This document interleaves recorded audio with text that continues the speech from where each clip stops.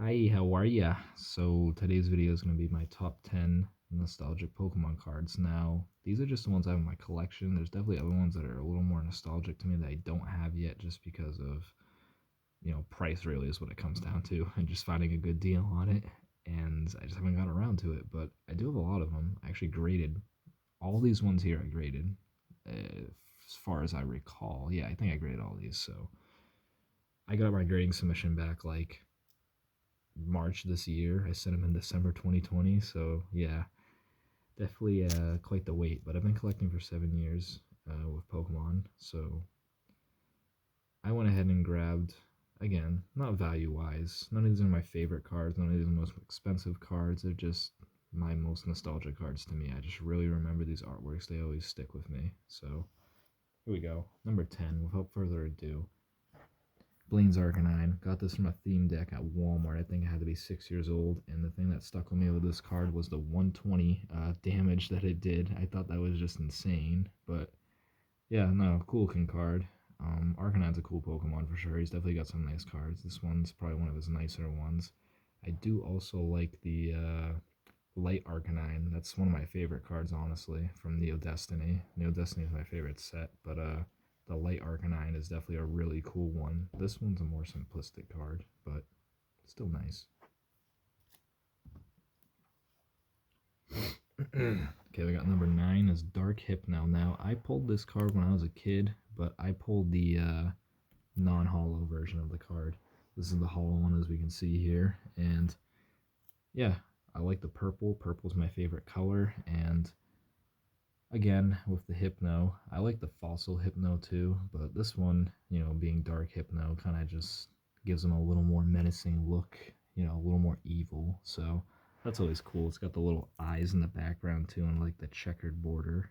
I thought that was always a nice touch. But yeah, definitely a cool card. Now we got number 8 here. This one was a buddy's card here when I was a child.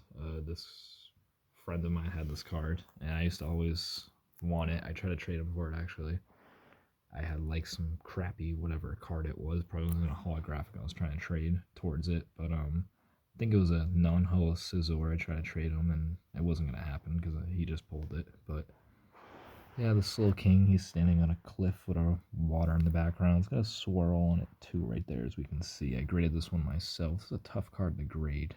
I really was hoping he was getting a 9, got an 8, but I mean, it's very good shape, honestly. I really was meticulous about when I bought these cards. I bought them from Marketplace, Facebook groups, eBay. Like, I bought so many cards over like 5 or 6 years, just raw cards, and sent them all in. So yeah, this one did pretty good though, and yeah, I've always liked Slowking. He's a cool Pokemon.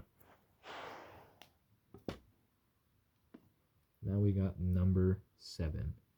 Again, the same friend had this card, this Giovanni's Nidoking. Now this one used to always sit in the front of his binder, and I used to open it and just stare at it all the time. I don't know what it is about this card. Nidoking just looks like he's gonna, kill somebody, but I thought it was always a cool looking card. Very simple, very simple. Just him standing here, and then just the foreground, or the background, I should say, is just a bunch of cracked, like, dirt or stone, but very simple, but very nice card. Number 6.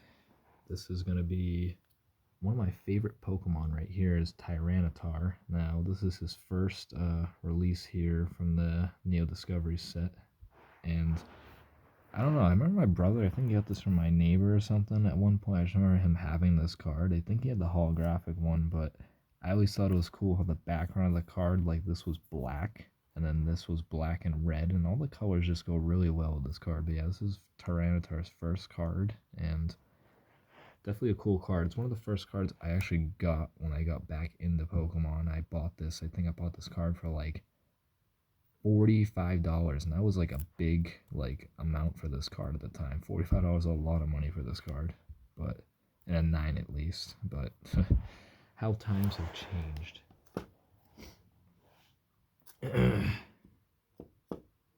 Okay, I think this is a 6 here. I'm already losing count. Jesus, I'm terrible with numbers.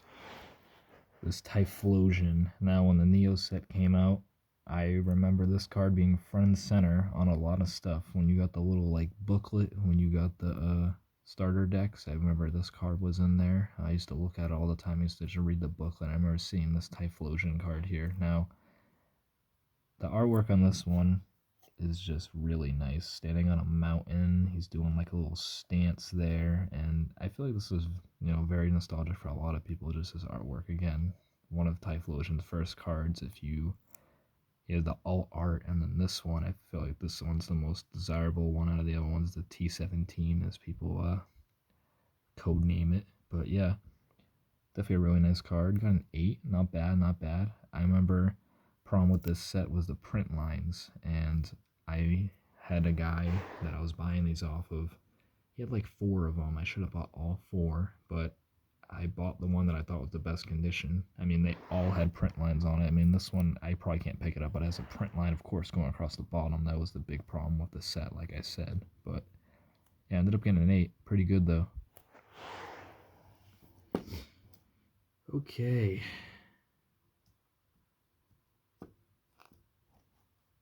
What is this? 4? I don't even know, dude. I'm so bad. Okay, I think this is 4. Hold on, let me count. Yeah, this is 4, so that was 5. Jeez, wow, okay. I graduated high school, okay, I just want to put that out there. So number 4. This one, my brother pulled at the mall, at my old mall in my hometown. They, now, since then, have destroyed it, but I remember him getting this card out of a pack. We each got like a pack or 2 at this card shop that was there, and he pulled this card. Really cool card for Relegator. I mean, again, one of his first cards, and graded this one, like I said, got a 9. Really happy about that one. I don't know which artwork I like better, this one or the other one that was in the set. I do like the dark for Alligator. That one's cool too. But yeah, just very simple, blue background there, and very nice looking card.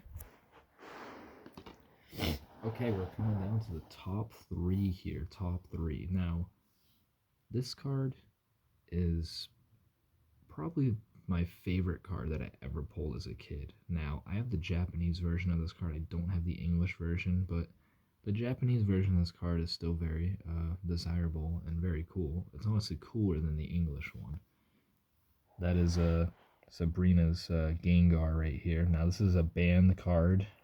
If you didn't know, it's kind of hard to see, but there's like it's like a graveyard in the background. And when it came to English, they just whited out the whole background, basically.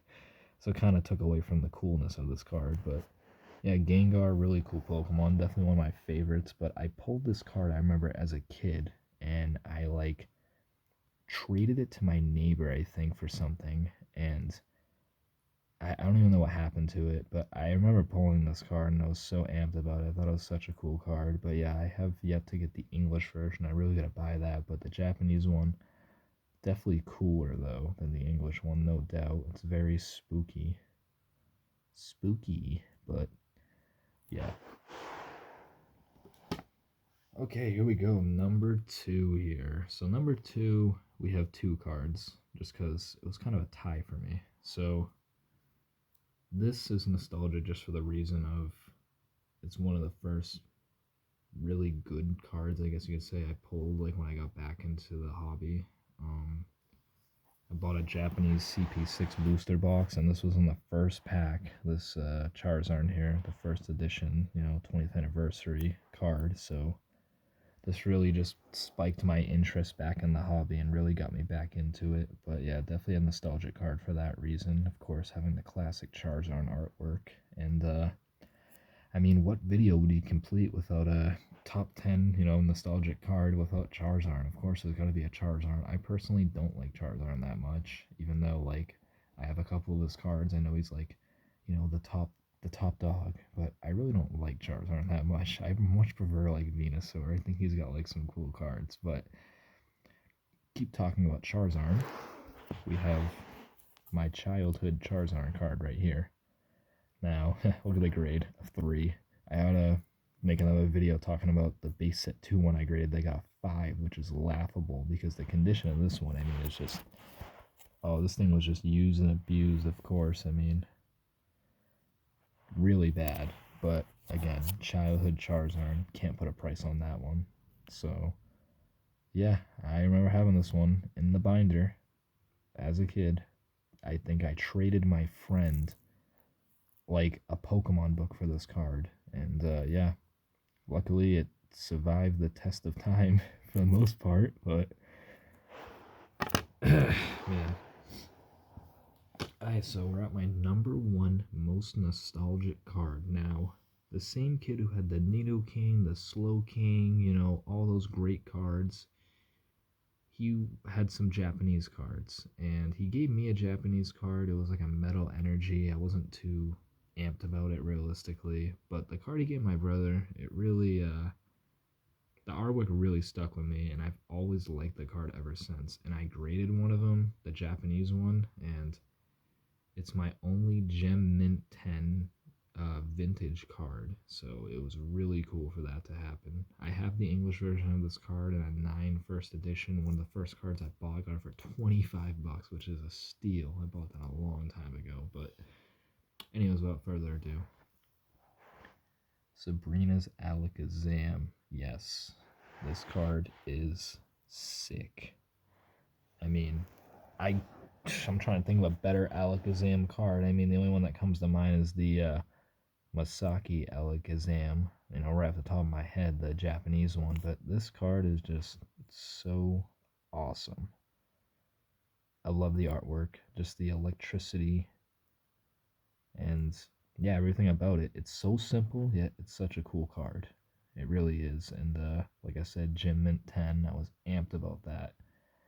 I couldn't believe, I was like, whoa. It kind of threw me off at first. My reaction when I got it, like, wasn't really genuine. I wasn't really too excited, but, like, realistically, I was like, whoa. I just got a 10 on this card. But definitely a card I will never sell. Again, the value is not that high on this card. I don't really care about the value, though. It's really just, like, the personal value to me. But, yeah, I have the English one as well, but this one, definitely my most nostalgic card that I have. I love the artwork so much on this card. But that's going to be it for my video today there. Make some more later on, just when I think of some more ideas. I thought this was kind of a fun one. And yeah, so that's going to be the video for today.